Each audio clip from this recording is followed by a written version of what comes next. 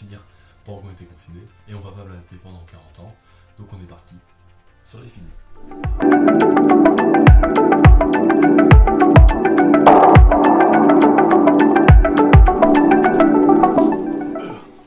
Le premier film que j'ai vu de cette partie 3, c'est Play, réalisé par Anthony Marciano. Ce film raconte l'histoire de Max, qui à ses 13 ans, on va lui offrir une caméra, et il va filmer quasiment toute sa vie. Il va prendre sa caméra et il filmera tout moment de sa vie comme ça. Et en fait, ce film raconte donc toutes ces péripéties d'enfants, d'adolescents, de jeunes adultes, d'adultes qu'on voit à travers sa caméra. On le voit grandir, on le voit ses premières mères, ses premières soirées, les trucs qu'il fait, etc. C'est un putain de bon film. J'ai vraiment adoré ce film. Enfin, il y a vraiment une caméra qui suit leurs aventures. L'histoire n'est pas complètement... Enfin, c'est une histoire... normale, d'une vie d'un mec, etc. Mais genre le fait qu'on suive ça, sa caméra qui filme tout ce qui se passe, etc. Ouais, qu'on le voit grandir et qu'au final il décide de regarder ça et on voit tout ce qu'il a fait, ses galères dans la vie et qu'il a réussi à surmonter ou pas. Et en plus, ouais, c'est pas un film qui triche quoi, genre les merdes de la vie, il les montre, un peu ce qu'il a fait casser la gueule, il montre et des trucs comme ça. C'est un film que j'ai vraiment adoré, qui est avec Max Bobby. Bah, ça change un peu, parce que genre c'est plus un registre quand même un peu sérieux. Max Bobby il est quand même plutôt un côté comique. Donc vraiment c'était un très très bon film que j'ai vraiment bien aimé. Le prochain film que j'ai vu, c'est Jour de fête, réalisé par Jacques Tati.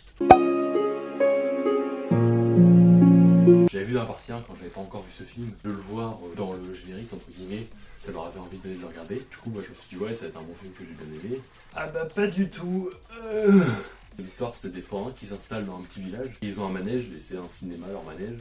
Et on suit un facteur qui va découvrir ce cinéma et voir ses collègues facteurs américains qui font des tournées clairement différentes de lui, beaucoup plus rapides, etc. Et donc il va décider de se lancer lui aussi dans une tournée américaine.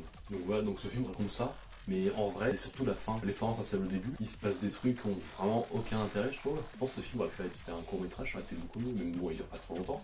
Mais vraiment, j'ai vraiment pas aimé. J'ai trouvé ce film alors trop lent à démarrer, genre le film doit durer 1h30, 3 premiers quarts d'heure, on voit même pas le cinéma. Au bout du troisième quart d'heure, le mec commence à voir le cinéma, ensuite les forains vont lui expliquer comment aller plus vite pour faire sa tournée, il fera sa tournée et voilà c'est la fin du film.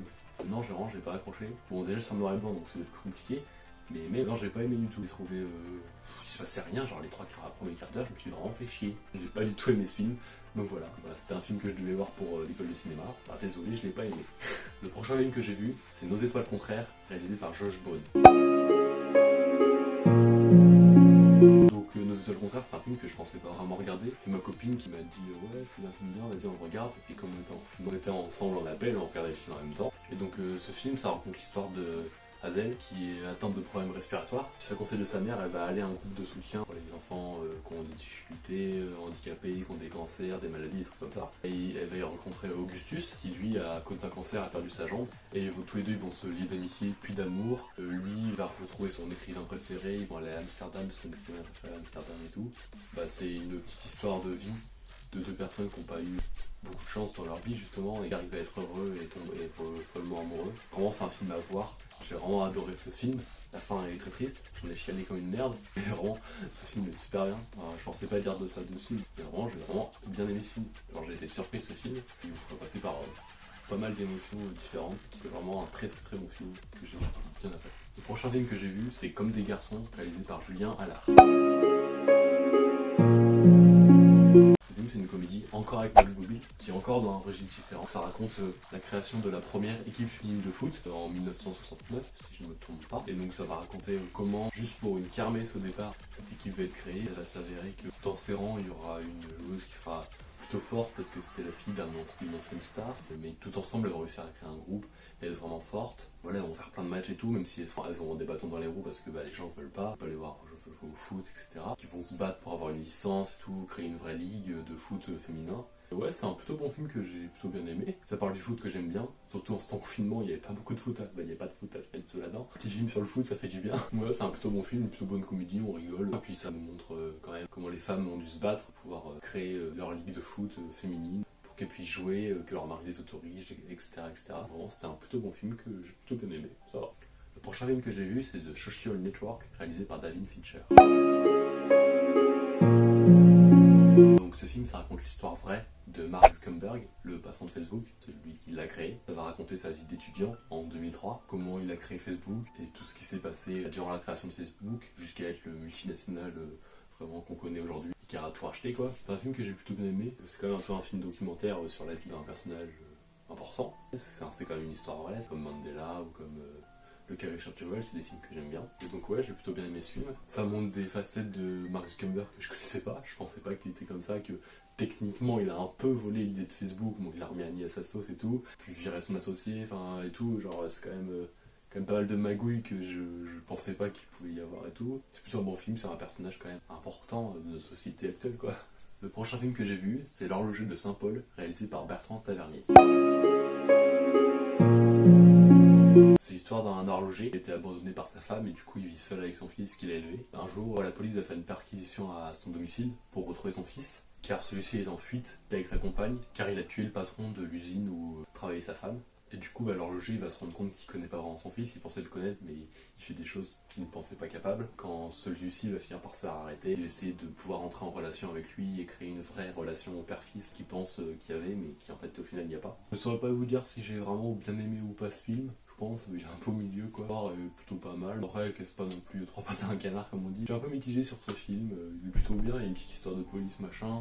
Mais voilà, enfin j'ai pas non plus trop aimé ce film. Je l'ai regardé parce qu'il fallait que je le voie pour le cinéma. Mais c'est tout. C'est pas que je le reverrai si je veux le revoir ou quoi que ce soit. Ouais, je suis pas trop rentré dans ce film, je pense. Le prochain film que j'ai vu, c'est Super Size Me, réalisé par Morgan Spurlock. Ce film, c'est un film documentaire qui raconte comment les Américains mangent beaucoup trop d'hamburgers. Morgan Spurlock, celui qui a réalisé le film, va tenter l'expérience de manger McDo matin, midi et soir et voir ce que ça fait sur son corps. Alors que lui, il en mange quasiment jamais, il est encore en pleine santé, il fume pas, il boit pas, donc vraiment il est encore en pleine santé. Enfin, plutôt un bon documentaire sur quand même les dangers du fast-food. Il va faire ce documentaire car il y a deux jeunes américaines en surpoids qui ont mis McDo en justice, en mode c'est à cause de McDo qu'on est gros, machin, etc. Alors que bah non, c'est la responsabilité d'aller au McDo quoi. C'est plutôt un bon film documentaire. À la fin, comment il y a un peu plus du McDo, etc. Puis le même mec, genre il a pris presque 15 kilos je crois en un mois, il a des graves problèmes de santé, donc ouais on peut voir quand même que McDo c'est quand même assez néfaste. Surtout pour les Américains qui, eux, en mangent plus souvent que nous en France. Rien qu'à New York, il y en avait 80 je crois sur l'île de Manhattan, donc ouais c'est quand même beaucoup quoi. Les Américains ils sont pas comme nous, genre il a dit je vais faire ce qu'un américain moyen fait comme pas, alors il fait genre 5000 pas, il fait pas de sport ni rien, donc c'est sûr que c'est vraiment compliqué pour lui. Mais vraiment c'était un bon film documentaire que j'ai bien aimé. Le prochain film que j'ai vu, c'est Jean de Florette, réalisé par Claude Berry. Cette histoire, ça raconte l'histoire de Hugolin et de son oncle. Hugolin a une idée, c'est de faire pousser des œillets, mais il peut pas dans son terrain.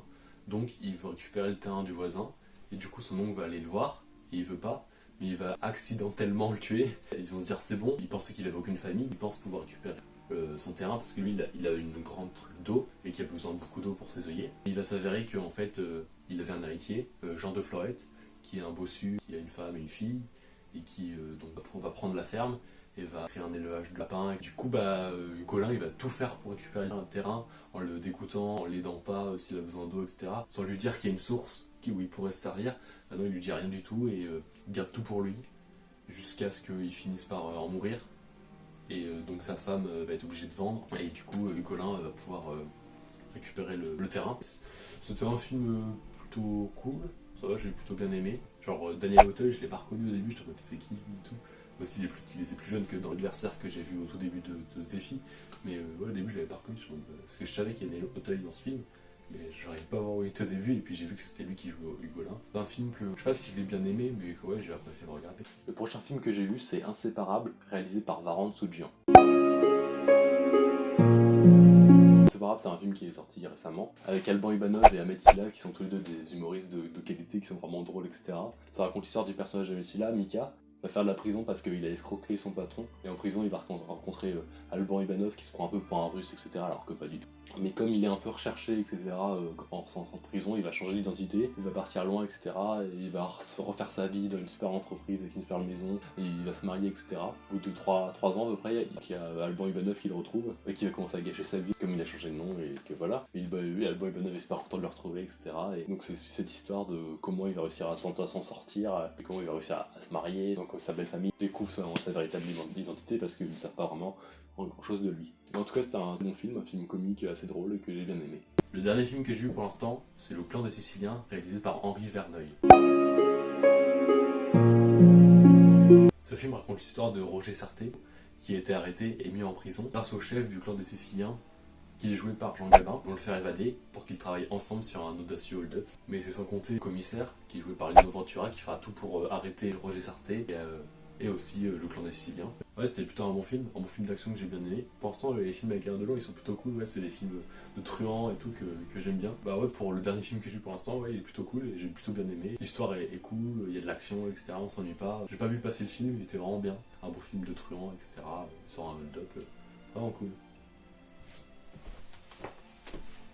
Donc j'espère que vous avez aimé cette partie 3, que les films que je vous ai montrés vous ont donné envie de les voir. N'hésitez pas à mettre un petit pouce bleu, à vous abonner, à mettre un petit commentaire, ça fait toujours plaisir.